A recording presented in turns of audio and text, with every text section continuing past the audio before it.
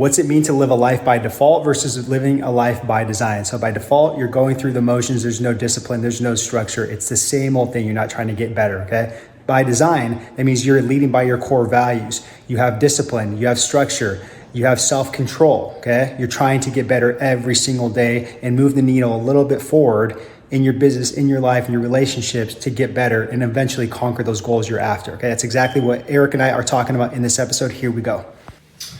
All right, guys, welcome back to the show. Hopefully you guys are doing well out there. I always say you guys are too blessed to be stressed. Anything else you can think of? I'm not good at making those rhymes. Too blessed to be stressed. I'm just thinking about too cool for school. Don't be too cool for school. That's so dumb one. That's so stupid. Oh, that's funny. But yeah, guys, hope you guys are doing well out there, and thank you again for just your guys' eyes, your guys' ears, and just just your constant support on the podcast. But today, we're going to be talking about a really good topic, and it's all about living in default mode versus living by design mode. And again, I'm always going to give credit where credit's due. I got this. I was inspired by our Pastor Keith Craft, which you've heard, and his son, Josh Craft. And they talked about this in a sermon several weeks ago, and it just really hit home to where I was just glued to it. I took a lot of notes, and I thought it'd be great to discuss this on the show. But really quick, before we get into the episode, there is a fee to the show, right, Chris? You forgot the fee in the last one. It's okay. It's okay. I try to be consistent as possible. So there is a quick little fee, guys. It's not monetary. We don't want your Venmos, no Cash Apps, no Zelles, no PayPals. It's a simple value exchange. If you guys can leave us a rating and review, that'd be amazing. That helps us just get to the top of the algorithms, to the top of the charts, reach more people. And again, that's part of our mission. That we're just trying to get more people to buy into the show, more listeners, inspire people, change lives, to think bigger, play bigger, all that good stuff. So again, help us out, leave a rating or review, or you can just share the episode on Instagram, Facebook, tag us, and that's also helpful as well too. So that's it. All right. Simple. Let's rock and roll. All right. So living in default mode versus living by design mode. So really quick, let me break this down, okay? Living in default mode is surviving, okay? And living by design mode is thriving. Okay, we talked about this here and there about you want to sit there and live a life by design, a life that you create, that you own. You put your flagpole on the ground. Nobody tells you how to live your life. Again, that's a beautiful thing, right? I think to me that's also putting God first and doing things God's way. Yeah. Living by default. That's again kind of cruising through life, walking through life like a zombie. Not really giving a shit, let's put it for lack of better words. Not having any aspirations, no purpose, no meaning, not having God in your life. I would even say too, you just it's like a selfish way of living. Like you don't really care about anything else. Living through the flesh. Exactly. The spirit. You don't want to make the world a better place. You're not sitting there, challenging yourself, reaching your God-given talents and trying to get better as a human. Entitled. Yeah, exactly. So that's default mode, and that's the same thing with surviving versus thriving. Right. And if I asked you, I don't even have to ask, you were definitely a design mode. You want to sit there and thrive with your life. Yeah. Right? Yeah, I think that all starts with self-discipline, man. Awesome. Self-discipline and what's called temperance, which is basically self-control. Yeah. You know what I mean? 100%. And I would even say that if you want to sit there and live a life by design and thrive, it all starts right here with leading yourself. Mm-hmm. And if you really think about it, right? If you can't lead yourself, how the hell are you going to help other people? You can't. And that's one of the hardest things to do in life is really conquer yourself, mind, body, soul, everything, to where it's you can lead yourself. You're comfortable with who you are. You are able to overcome, the traumas that you've had, the bad things in life, because you're comfortable. You love yourself to where you can sit there and go reciprocate that and help other people, uncover that and peel back layers in their life. But if you can't lead yourself, then what's the point? And here's the thing too.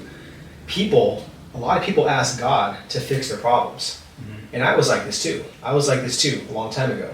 And it's just one of those things, it's where you can't do that. You can't use God as a genie, rubbing the genie bottle for whenever you need him. Mm-hmm. No, it doesn't work like that. And people wonder why too. Their life still stays the same in that default mode, aka survival mode. Right. Because again, what are they doing? They're being selfish. They're not putting God first. And it's like they're not sitting there looking themselves in the mirror and really identifying what the problem is or what it is in the past that they need to fix.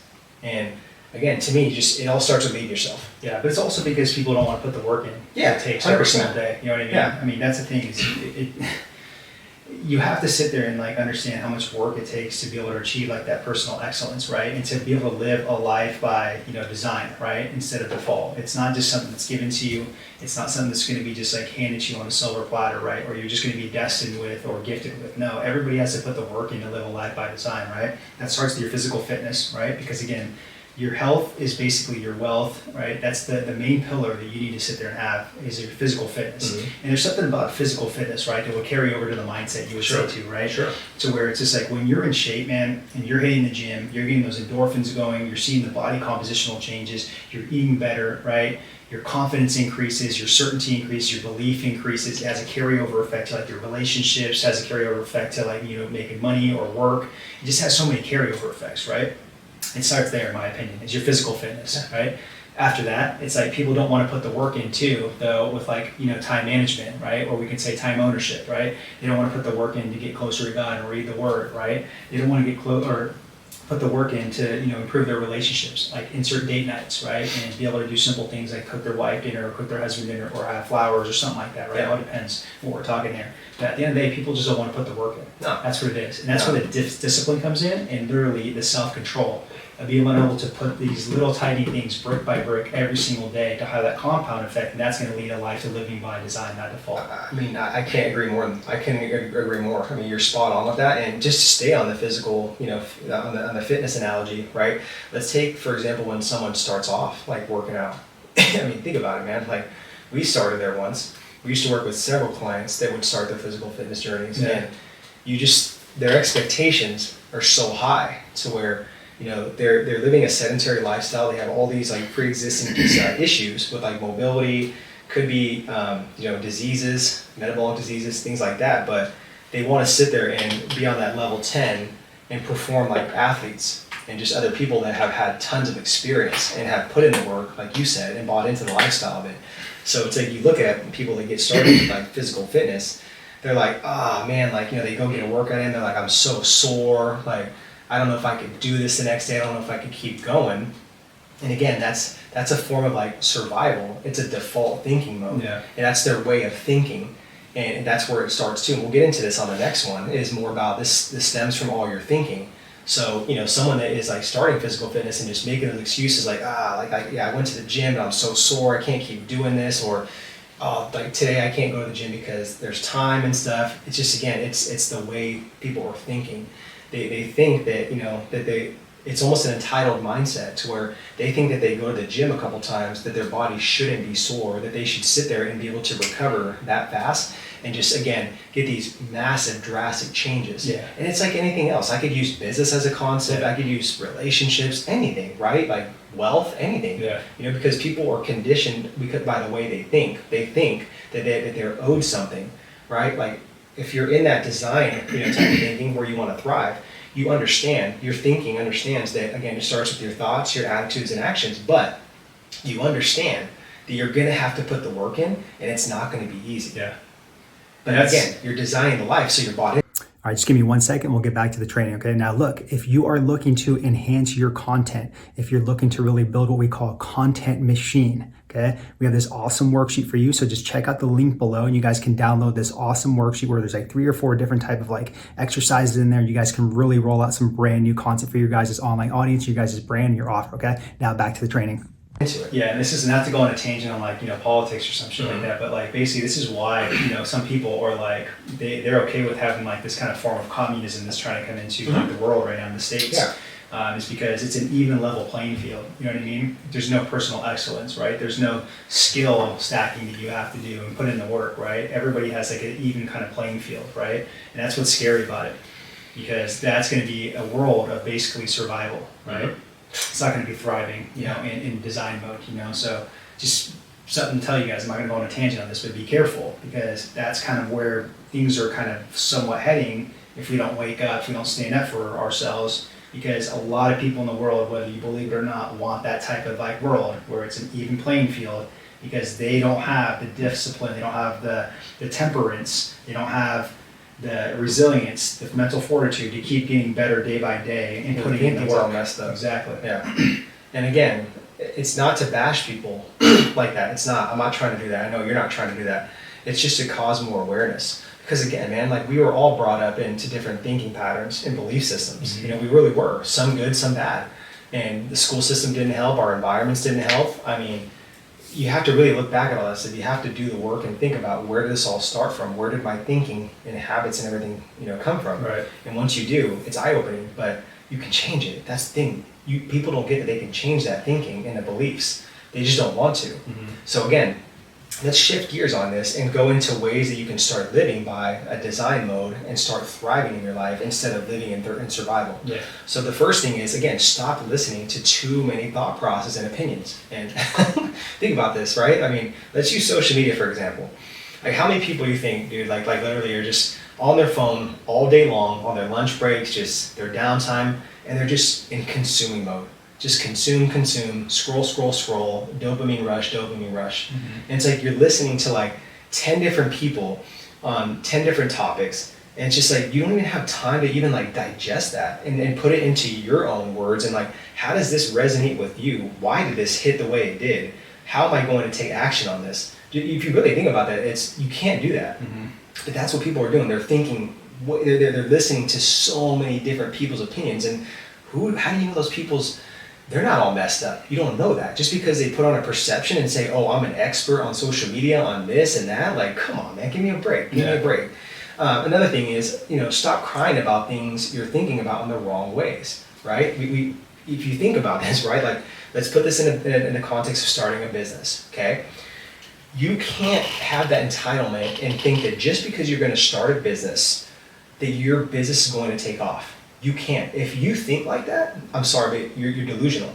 Your first business, maybe your second business, it's not going to be the best, and especially the first year, if that, you're going to learn so much. Yeah. So again, stop crying about those things in your first year of like a business that you're not making X amount of money, you're not being seen by enough people, you don't have a big following. Like, get over yourself. Get over yourself. Change the way you think. Reframe your mind to understand that I just started this journey. I need to get better. Every master was once a disaster. I need to put in the work just to keep going and get to those new levels to get better as a business owner. Yeah, and it's to go for somebody too. If like you're working for somebody, right? It's like, just because you got the job, doesn't mean that, okay, you're locked in. You can just kick your feet up and you're entitled to get a promotion or keep getting a paycheck, right? Mm-hmm. It's like, no, you just got an opportunity to showcase yourself for this job. That's the way you got to look at it, right? That's why I like sales so much too, is because, sales is performance based. And it's like, if you got somebody in there and they learn the product and they know how to sell and they're hungry, right? And they get people to make decisions fast, great. Let's reward them, right? Because it's performance, right? So that's why I like sales, man. But this next one too is be around better thinkers. Yeah.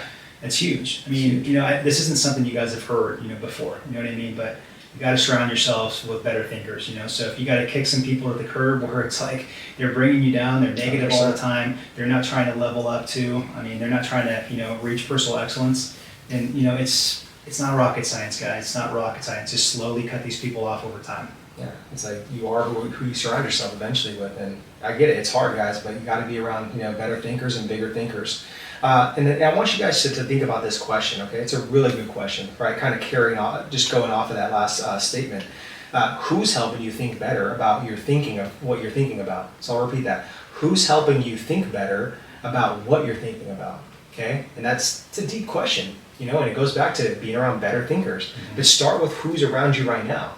Just be present when you're listening to this podcast and just stop and think, who is really helping me think better? Mm-hmm. And if there's no one helping you think better, then I'm sorry, that's a huge red flag that you guys need to sit there and get uncomfortable and go surround yourself with other, better thinkers that are going to elevate your thinking, elevate your life, like our pastor says, and just make, help you just push through all these these limiting beliefs and stuff. Yeah. Okay, cool. So let's go ahead and close with this, guys. A couple things I want to close with is, again, change and conflict, right? When we're talking about living a life by design and thriving versus living a life by design and being in survival mode, just understand that, you know, when you do live in that, when you are chasing that living by design mode, change and conflict in your life will lead to growth. They absolutely will. Change and conflict will not be easy by any means, but I promise you, once you reflect back at it, you'll think back and be like, dang, no wonder that conflict happened. I had to change the way I was thinking. I had to change those habits. I had to change my environment in order for that to lead to growth. Okay? The next one is your stubbornness will not outlast God's correcting you. Super powerful.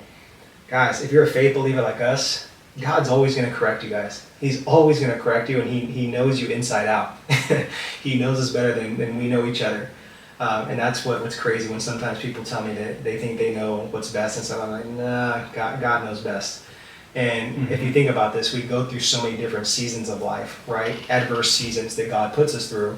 And, you know, we want an explanation, but He's not going to give us an explanation. So again, stop being stubborn. Stop, you know, resisting change and conflict in your life, and let God correct you. I promise you it'll pay off. That's good. The last part is there's no great progress without great process. So again, enjoy the journey. Which everybody knows already. Exactly. It's nothing new. Yeah. Every day's a do-over, guys. Every day's a do-over. It's not going to be sunshine or rainbows all the time, but just trust the process. Understand that you need to chase progress 1% better every single day all around. And I promise you, you will reach that living by design mode as opposed to that default mode and just survival mode. So that's just what I wanted to close with. It's good. Yeah. All right, guys. Well, other than that, you know, I think we'll just leave it there. But again, hopefully you guys got some value out of this. And again, just give this some thought, you know, just about the design mode versus the default mode. Again, I know too many of you guys are living in survival mode right now, and the way it comes down to your guys' thinking. So you guys can change that 100%. I believe in you. I know Chris does.